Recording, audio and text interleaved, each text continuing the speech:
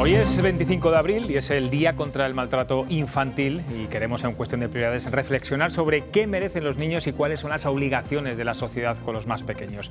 Y lo vamos a hacer a través de un libro que se titula La infancia invisible, cuestiones ético-políticas, no periodísticas, sobre los niños, en el que su autora, Mar Cabezas, se hace algunas preguntas tan interesantes y tan impopulares como si están obligados los padres a amar a sus hijos, por qué tradicionalmente se ha tolerado la violencia contra la infancia o por qué han proliferado los restaurantes y hoteles libres de niños en los últimos años. Bueno, Mar Cabezas es doctora en filosofía y profesora de la Universidad de Salamanca y está aquí con nosotros. ¿Qué tal? Buenas noches. Buenas noches. Pues ¿está la infancia condenada a la invisibilidad? ¿Cuál es el papel de los niños en la sociedad? Mucha gente pensará que no tienen por qué tener ningún papel, ¿no? Claro, lo que pasa es que si no les damos ningún papel, tenemos el riesgo de cometer dobles injusticias, de que se nos escapen, de caer en puntos ciegos y que nos escapen cosas que para nosotros son, bueno, a lo mejor situaciones más o menos desagradables, pero que tienen un impacto en su desarrollo. Entonces, yo creo que es muy importante, sobre todo si nos tomamos en serio la Convención de Derechos del Niño del 89, entender que son sujetos de derecho, que son ciudadanos especiales, porque no tienen desarrolladas todas sus capacidades, pero que tienen derecho a opinar, a darle una voz en la esfera pública, porque los niños no se reúnen en grupos de presión, no luchan ellos mismos por sus derechos, con lo cual creo que ahí tenemos que estar muy atentos, porque si no podemos caer con muy buena intención, pero podemos caer en dobles injusticias. Vamos a hablar del Día del Maltrato Infantil. Claro, tiene consecuencias muy severas. Sí. Para toda la vida, que es algo que mucha gente no sabe. Hablamos de incapacidad para aprender, sociabilizar, bueno, pues afecta también al desarrollo emocional de las relaciones sociales. Siempre ponemos el foco cuando ocurre un caso de maltrato, al menos mediáticamente, pero luego nos olvidamos de las secuelas que tiene durante toda la vida, ¿no? Claro, los distintos tipos de maltrato dejan huella, quizás no son determinantes, pero por lo menos sí modulan, porque al final en la infancia es una etapa crucial de desarrollo, en la que uno está recibiendo los mensajes sobre si merece amor o no, si merece la pena o no, si el mundo es un lugar peligroso, si te puedes fiar o no, si puedes confiar en los demás, es decir, tu autoestima, tu identidad, se empieza a construir ahí. Luego, bueno, puedes modular, puedes ir cambiando, pero al final es el momento casi más decisivo. Entonces, claro, todo es verdad que depende del tipo de maltrato, pero al final todos los tipos de maltrato, dependiendo de la cronicidad, quiero decir, hay distintas variables, pero el efecto que tiene en el desarrollo cognitivo, en tu autoestima, en cómo te desarrollas y cómo te relacionas con los demás, eso queda ahí y es mucho más difícil luego cambiar. Afecta a la memoria, por ejemplo. Eso claro. No es tan popular, pero afecta a la percepción del tiempo, a la memoria. En fin, que va dejando, es como por goteo, ¿no? Va dejando una huella que luego es más difícil. Pues según los últimos datos del registro de maltrato infantil, hay registrados en España 21.500 casos notificados, un aumento del 37% respecto al año anterior, y hay datos, demoledores. Voy a darles algunos datos solamente. 1 de cada 4 adultos reconoce haber sufrido maltrato durante su infancia, 1 de cada 5 mujeres ha sido víctima sexual durante su niñez y 3 de cada 4 niños sufren con regularidad castigos corporales o violencia psicológica. ¿Por qué no saltan más a menudo las alarmas en las instituciones, en el mundo educativo, en la propia sociedad? Pues yo creo que, por un lado, no estamos preparados para asumir que durante la infancia es más vulnerable a la violencia. Quizás tenemos una idealización como una etapa dorada, idealizada, ¿no? Pero realmente es cuando más vulnerable eres y son los que sufren más violencia estadísticamente. Entonces creo que, por un lado, es esto. ¿Qué recursos tienen para denunciarlo? Claro, porque tú no decides en qué barrio vives, con qué adultos te relacionas, entonces tus recursos y tus herramientas, incluso para reconocer que hay un problema, porque los niños normalizan, ese es otro problema, que tú dices, pues me ocurre esto, pues será así, será que debe ser así. Entonces es mucho más difícil que tú reacciones, y sobre todo en el maltrato físico los de fuera lo pueden ver, pero en el resto de tipos de maltrato, en lo que tiene que ver con la negligencia, es que ni uno mismo muchas veces es consciente. Yo siempre digo que son los casos como Rapunzel. Si tú no tienes relación con alguien de fuera, dices, claro, vivir en una torre. Y si hablamos de maltrato psicológico, ese sí que es mucho más escurridizo, sí, ¿no? Se le suele llamar la epidemia silenciosa porque es el más extendido. el que mucho más difícil de detectar, tanto por la sociedad como por uno mismo, y uno tiende a normalizarlo, pues será que es normal.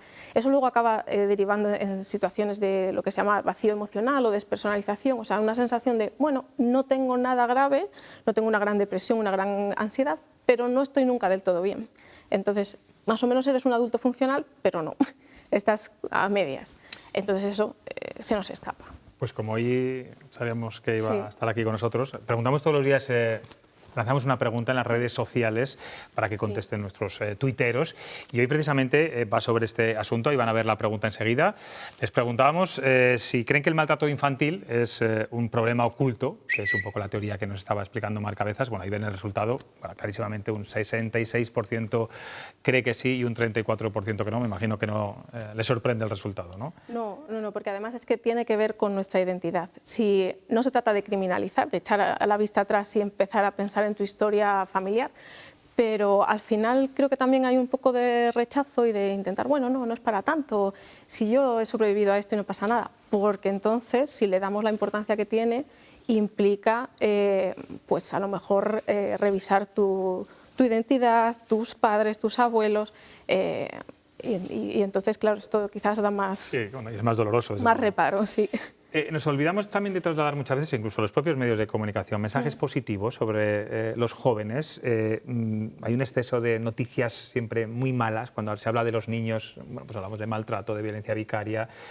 También le pregunto, ¿hay niños o padres que quieren sus hijos sean exitosos, niños prodigio, habilidosos? Lo estamos viendo también en programas de televisión. ¿No se está educando en valores como se hacía antes? Es que creo que ese es otro tipo de negligencia. Normalmente asociamos la negligencia a no hacer, a una falta, a una despreocupación, pero hacer en exceso, o por ejemplo tratar a un niño de 6 años como si tuviera 2, eso es un tipo también de negligencia, porque no estás atendiendo a las necesidades emocionales, psicológicas, etcétera, de ese niño en ese momento evolutivo. Y la primera parte de la pregunta que le me preguntaba decías, que si estamos lanzando demasiadas noticias negativas. Bueno. Sí, yo creo que quizás porque llaman más la atención, aparecen cuando es violencia entre ellos, entre iguales, entre niños. O si no, por ejemplo, yo lo que más me encuentro cuando les damos voz es casi desde el punto de vista del adulto para divertimento nuestro, ¿no? De qué ocurrencias, cómo son los niños, pero no tanto para tomar nota y decir, bueno, ¿tú qué idea tienes de cómo debería ser el mundo? Porque tienen ideas de justicia, ellos se indignan. Yo siempre pongo el ejemplo de los comedores escolares, porque es que me lo encuentro con distintos compañeros. La última fue una compañera de la Universidad de Tesalónica que me decía, nosotros en Grecia hemos tenido la misma situación.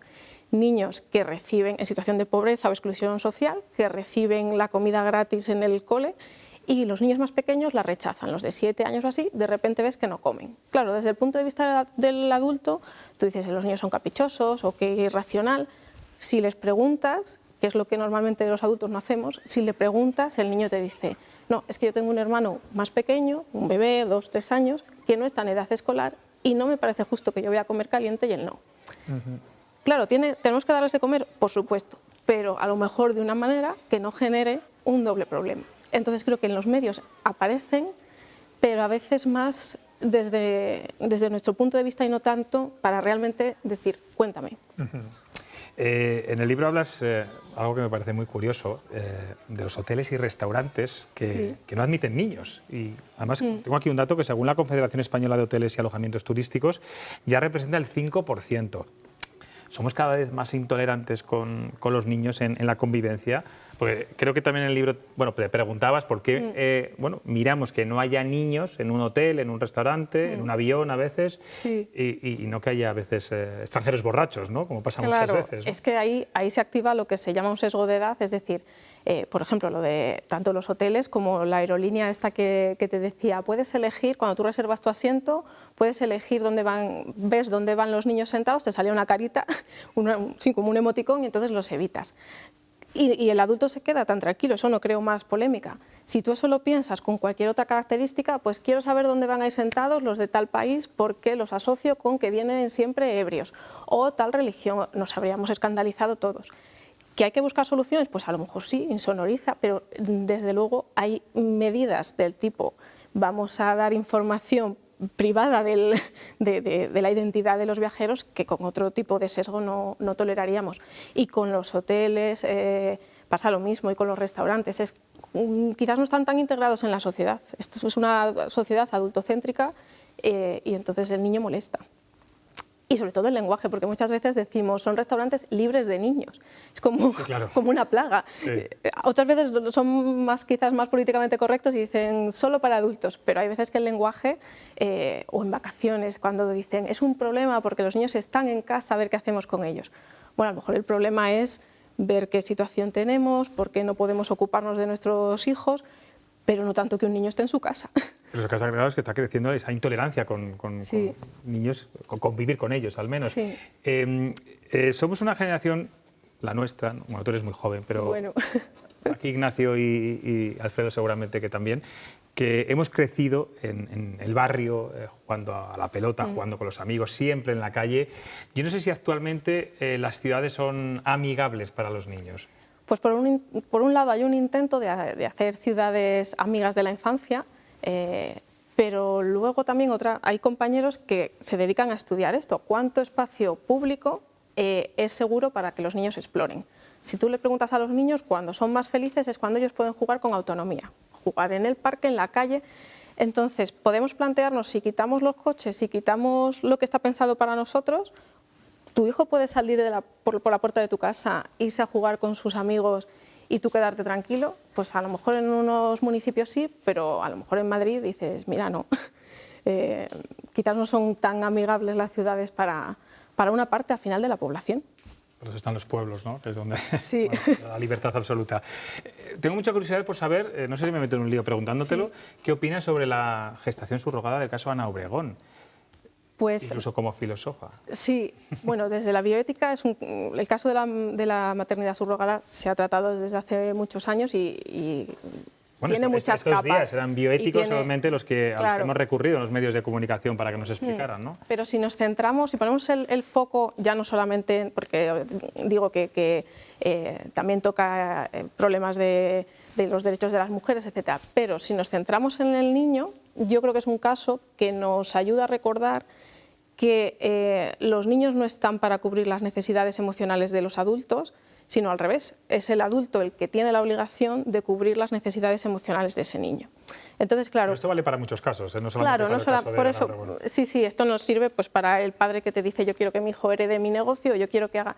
Cuando yo oigo a alguien decir yo antes quería suicidarme, pero ahora no porque tengo este bebé, a mí se me saltan las alarmas porque es al final poner un peso en los hombros de esa persona que tiene muchos ingredientes el caso para acabar en casos de negligencia emocional, en el que tú con toda tu buena intención al final estás mediatizando a ese niño, a esa niña para cubrir un vacío, para cumplir con un legado, etcétera, y al final ese tipo de niños están parentalizados, se convierten en padres de sus padres y acaban pues eso, con la obligación. Al final ellos no, muchas veces es como dicen, es como si tuviese la brújula rota, no sé qué pienso, no sé cuál es mi voz, si a mí esto me gusta o no, porque yo estoy enfocado en mi rol en la vida es cubrir...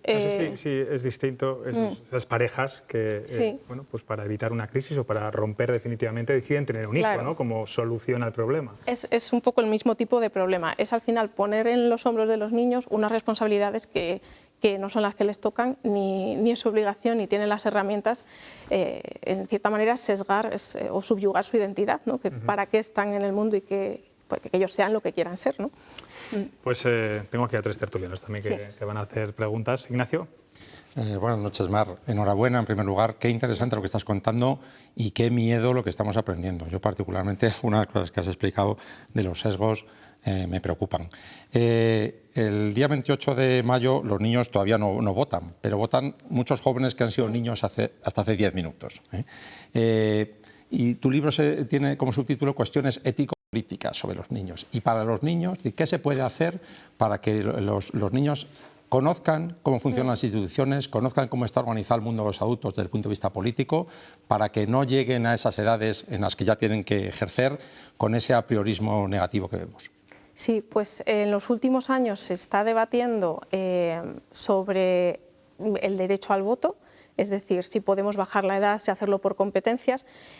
Esto quizás no resolvería nada porque igualmente serviría para menores maduros, para adolescentes de 14, 15 y 16 años, luego la primera infancia seguiría estando aparte, pero sí que se está haciendo, y de hecho yo ahora mismo estoy empezando a trabajar en un proyecto con una compañera del departamento, María Navarro.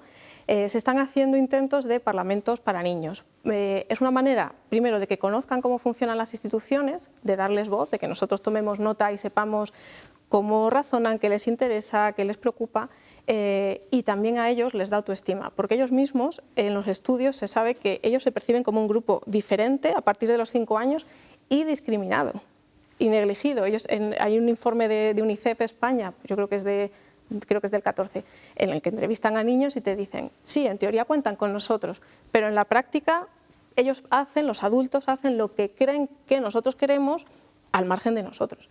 Entonces creo que es una manera de que ellos sientan que son parte de la sociedad, de que entiendan cómo funcionan las instituciones, al principio como un juego, porque tampoco se trata de adultizarlos y de ir al otro extremo y de tratarles como mini adultos, que es el otro peligro. Y bueno, y hay ya algunos experimentos mini públicos, que es una especie de mini asambleas que nos dan idea de cómo razonan y de qué piensan. Marta. La verdad también que yo me he quedado fascinada con todo lo que nos estás explicando. Me quedaría muchísimo tiempo hablando contigo, Mar.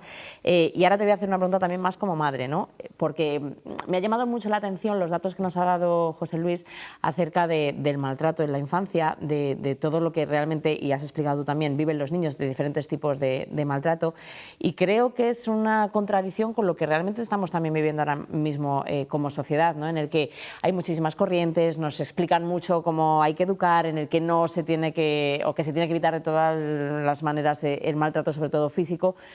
Pero creo que también estamos ante tanto bombardeo de información, de hay que poner límites pero ser compasivo, hay que escucharles pero no dejarles actuar, que muchas veces yo incluso como madre digo, no sé por dónde tirar y no sé cómo hacerlo, ¿no? ¿Cómo podríamos ayudar a los padres, a lo mejor que nos están escuchando ahora, con esas preguntas que te hacías al principio tú, ¿no? De qué se merecen los niños y qué tenemos que hacer como sociedad, y yo añado también como familias o como padres, para que los niños vivan con menos violencia y sobre todo siendo más queridos a lo mejor? Claro, yo creo que es importante no criminalizar a los padres. Cuanto más sabes, más empiezas. Una cosa es que haya cosas disfuncionales o errores, pero muchas veces también se aprende del error y el niño también aprende, sobre todo el que sepamos rectificar. Pero quizás yo creo que es una cuestión de educación, porque también nos falta educación en competencias parentales, en competencias en psicología. Igual que sabemos, quizás de la salud física estamos más preparados, y si el pediatra te dice, mira, ahora ya le empiezas a introducir el alimento, no sé qué, pero no tenemos, vamos un poco ensayo-error, no tenemos esa formación sobre, pues mira, a los 2 años es normal que tenga estos berrinches, no sabe regularse emocionalmente, no sabemos tanto de competencias parentales, de psicología, y también eso yo creo que crea un poco rechazo porque dices, yo a mi hijo lo educo como quiero, pero quizás creo que con formación, con educación, porque muchas veces a veces hace daño desde una buena intención, entonces creo que sin un exceso de perfeccionismo, ¿no? Sin pendular al otro lado y sin criminalizar cualquier conducta, pero yo creo que quizás tomando conciencia de que dado que tenemos una responsabilidad y unas obligaciones con los niños, pues quizás habría que tener más programas preventivos de educación parental que no implica decirte intrometerme en tu vida privada, sino darte competencias, igual que sabemos pues, a qué años hay que poner tal vacuna. Y ahí es donde, perdona, ¿puedo hacer otra pregunta? Sí. Y ahí es donde entraría la filosofía de la infancia de la que estás hablando, en esa educación también que tendríamos que tener y que realmente no se habla de ella. Claro, nosotros en ética y en filosofía de la infancia hay una parte que nos dedicamos a la parte más conceptual, o sea, cómo vemos, porque el concepto infancia lo rellenamos en cada época de una cosa. Cómo ha ido evolucionando, qué entendemos que se merecen los niños, esa es una parte más, digamos, conceptual. Y luego la otra parte en la que trabajamos de ética se trata un poco de esto, de, bueno, ¿qué valores mínimos compartimos? ¿En qué tipo de sociedad queremos vivir? ¿Toleramos la violencia o no? Y por ahí también entran las propuestas más desde la filosofía. Alfredo. Pues yo me sumo a la felicitación porque además creo que, bueno, yo más que el día del libro, yo celebro el mes del libro, porque he comprado muchísimos libros y este me lo compraré también porque es un tema que además me parece apasionante, porque además hoy hemos hablado de varias cosas que es abrir debates que quizá pues están también invisibles, como el nombre del libro, ¿no? Que no es un debate muy habitual. Tengo una hija de 12 años y es un tema que me interesa mucho, y te he escuchado con mucha atención. En muchas cosas estoy de acuerdo y en otras no digo que discrepe, pero sí te voy a dar un punto de vista. Yo me dedico a la abogacía. Es que es una anécdota curiosa, muy rapidita. Yo recuerdo un niño de 14 años que en una ocasión nos llamó al despacho. Nos llamó al despacho muy preocupado y que quería denunciar a sus padres. Bueno, ¿y qué te ha pasado? Pues, claro, nosotros un poco incluso alarmados, ¿no? Bueno, pues he suspendido 7, no sé qué, me ha quitado el iPad. Claro, te diste cuenta, o sea, bueno, digamos que la situación vimos que era una anécdota y no era un problema. Que era ¿no? Pero a la pregunta, que es a lo que te introducía esta anécdota para la reflexión, ¿no? ¿No vivimos un momento de cierta hipersensibilidad hacia un montón de cosas que, lo digo porque, a mí los datos que ha dado José Luis, a ver, no voy a decir que no sean ciertos, o sea... Están registrados, de hecho. Pero bueno, digamos, los cojo con prudencia. No puede ser que esta hipersensibilidad social que hay en general para muchos temas pueda hacer que nos basemos en premisas que quizá, pues digamos que sean excesivas, ¿no? ¿Te refieres a eso que llaman ahora la generación blandengue? Un poco, ¿no?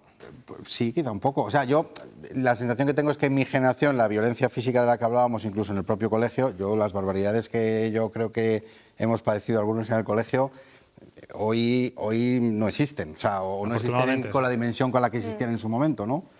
Y quizá ahora hay más tendencia a eso, los medios de comunicación resaltando pues cosas pues que, bueno, que igual tampoco son, digamos, tan exageradas. Claro, lo que pasa es que, por un lado, las cosas que no son exageradas, es decir, que no te vas a traumatizar por no sé qué, ahí el problema es que son daños por goteo.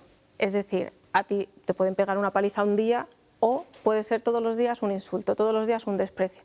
Eso va creando, los psicólogos, hay literatura psicológica abrumadora sobre los efectos, igual que el síndrome de estrés postraumático complejo, que es en esos casos.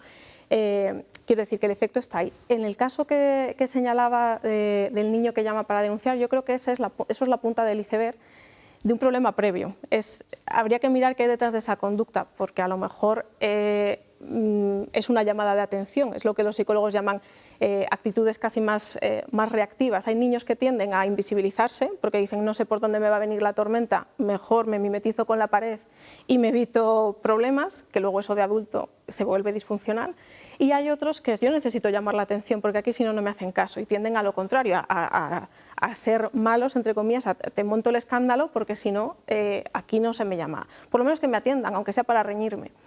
A mí me suena casi quizás ese caso más a eso. Entonces, yo creo que cuando hay casos así puntuales que dices, pero qué exagerado, ¿cómo vas a denunciar a tus padres? Pues a lo mejor hay que mirar detrás de esa conducta. Hay una llamada de atención a otras cosas previas, a lo mejor a una negligencia durante muchos años de mis padres me ignoran, no me ponen ni un límite, parece que no les importo, no lo sé, no conozco el caso concreto, pero yo creo que quizás yo me quedaría con que detrás de cada conducta miremos qué hay, que no nos quedemos solamente pues eso, en este niño hace esto, sino vale, ¿qué hay detrás? ¿Por qué ha llegado a ese punto de ir a denunciarle por algo que no es para tanto, ¿no? Pues Mar Cabezas, pese al título de tu libro, hoy sí que hemos dado visibilidad a la infancia, creo que es muy bueno. Enhorabuena por este libro recién publicado. No sé si nos verán muchos niños este programa, pero has llamado la atención en ciertos aspectos que, bueno, yo creo que los padres, que siempre somos los que tenemos que poner el punto de mira también en este tipo de cosas, algo hemos aprendido. Muchas gracias, de verdad, por estar aquí en Cuestión de Prioridades. Gracias.